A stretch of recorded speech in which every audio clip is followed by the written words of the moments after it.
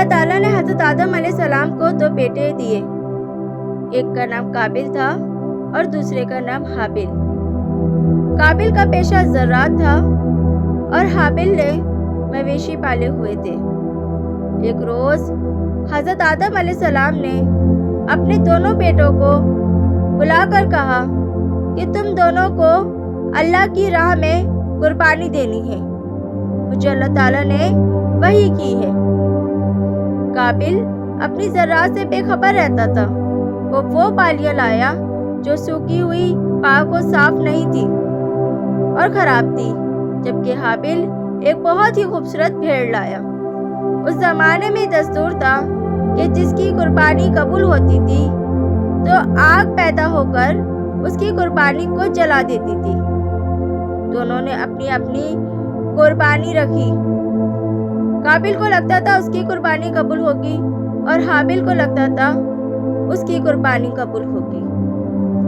دونوں میں اس بات کا مقابلہ تھا۔ پھر حضرت آدم اور بی بی حوا اور سب نے مل کر اللہ سے دعا کی۔ اس کے بعد آگ پیدا ہوئی اور حابل کی قربانی کو جلا دیا اور قابل کی قربانی قبول نہیں ہوئی۔ یہ دیکھ کر قابل غصے سے بھرا ہوا تھا۔ حضرت آدم علیہ السلام، بی بی حوا اور حابل نے اللہ کا شکر ادا کیا، جبکہ قابل غصے میں ادھر ادھر پھر رہا تھا کہ اس کی قربانی کیوں قبول نہیں ہوئی۔ شیطان آیا اور اس نے قابل سے کہا کہ تو حابل کو مار ڈال، اگر تو اسے زندہ چھوڑے گا تو اس کے بیٹے پیدا ہوں گے اور اس کے بیٹے تیرے بیٹوں پر فخر کریں گے کہ ہمارے باپ کی قربانی قبول ہوئی اور تمہارے باپ کی قربانی قبول نہیں ہوئی۔ اس طرح تیرے بیٹوں کا مقدر ذلت و رسوائی ہوگا اور انہیں حابل کے بیٹوں کے سامنے جھک کر رہنا پڑے گا۔ تو اسے مار ڈال۔ قابل نے حابل سے کہا، میں تجھے ضرور مار ڈالوں گا۔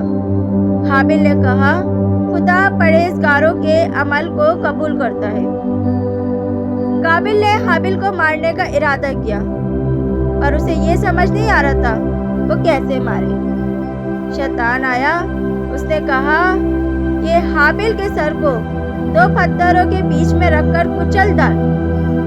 غرض قابل نے اپنے آپ کو حابل کو مارنے کے لیے تیار کیا، اور جب حابل اس کے پاس آیا تو اس نے ایک پتھر اٹھایا اور حابل کے سر پہ جا کر دے مارا، اور اس طرح ایک بھائی نے دوسرے بھائی کی جان لے لی اور قابل نے حابل کو قتل کر ڈالا۔ قتل کرنے کے بعد اسے یہ سمجھ نہیں آ رہا تھا کہ اپنے بھائی کی لاش کا کیا کرے، کہاں چھپائے۔ اسے یہ سمجھ نہیں آ رہا تھا لاش کا کیا کرنا چاہیے کہ اللہ نے 2 کوے بھیجے۔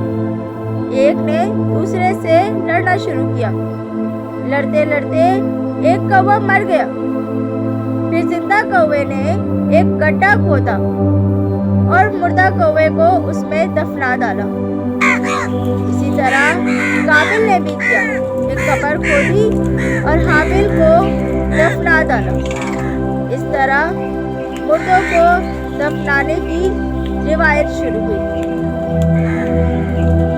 اس کے بعد قابل جب حضرت آدم علیہ السلام کے پاس آیا تو حضرت آدم علیہ السلام نے اس کے ساتھ حابل کو نہیں دیکھا۔ پوچھا، حابل کہاں ہے؟ اس نے بڑی بدتمیزی سے کہا کہ تم نے مجھے اس کی نگہبانی کے لیے نہیں چھوڑا تھا۔ جب حضرت آدم علیہ السلام وہاں گئے تو حابل کو مقتول پایا اور 40 شب و روز کریا کرتے رہے اور اللہ سے دعا کرتے تھے کہ ایک حابل جیسا بیٹا عطا فرما۔ اللہ نے انہیں ایک حابل جیسا بیٹا عطا فرمایا، جس کا نام انہوں نے ہیبت اللہ رکھا، اور انہی سے حضرت آدم علیہ السلام کی نسل آگے بڑھی۔ بعض روایت کے مطابق انہیں شیث علیہ السلام بھی کہا جاتا ہے۔